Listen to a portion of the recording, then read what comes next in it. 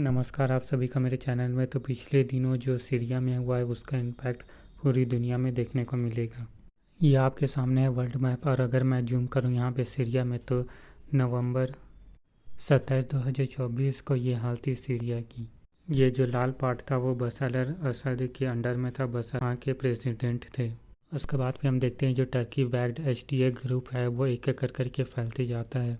और इस तरह से यहाँ पे आप देख सकते हैं कि बशर अल असद का ये एरिया यहाँ पे कम होता गया और इस ग्रीन एरिया का साइज लगातार बढ़ता ही गया, और ये येलो वाला पार्ट पूरी तरीके से ख़त्म हो गया। और यहाँ पे आज के टाइम में सीरिया में दो सबसे बड़े ग्रुप्स हैं।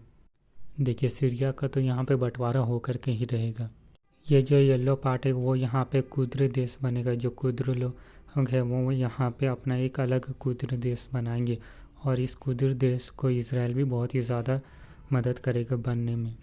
दूसरा टुकड़ा यहाँ पे टूट करके बनेगा। ये जो हरा वाला पार्ट है ये HTA वाले अपना एक अलग देश बनाएंगे, जिसका झंडा भी अभी रिलीज़ किया गया है। जी हाँ, सीरिया का झंडा भी अभी बदल दिया गया है और इन ग्रुप वालों ने एक नया झंडा रिलीज़ किया है सीरिया का।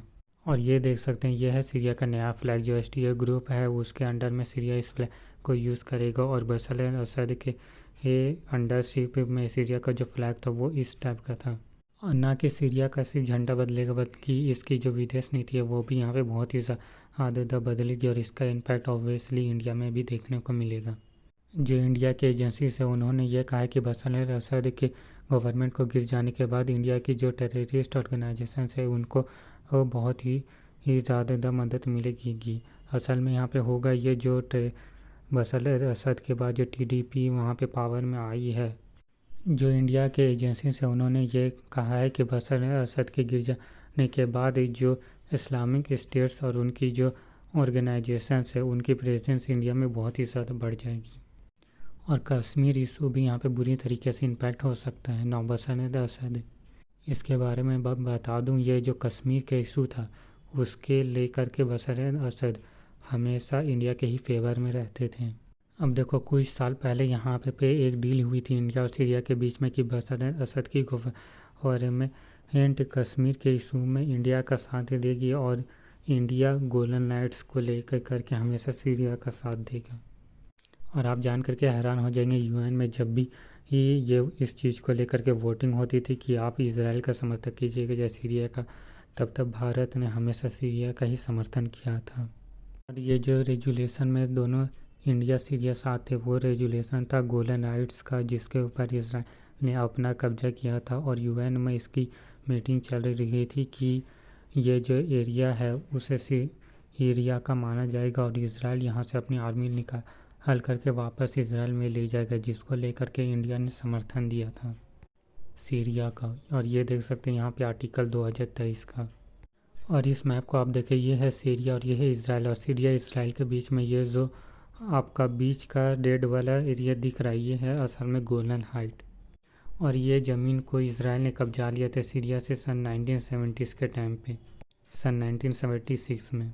असल में देखिए उस टाइम में बहुत सारे अरब देशों ने मिलकर के इसराइल के ऊपर हमला किया था, और अरब देश फिर से इसराइल से दोबारा से हार गए थे। और इस बार इसराइल ने सीरिया का ये जो गोलन हाइट का पार्ट था उसको अपने अंडर में ले लिया था, अपने कब्जे में ले लिया था, और तब से ये पार्ट इसराइल के ही अंडर में है।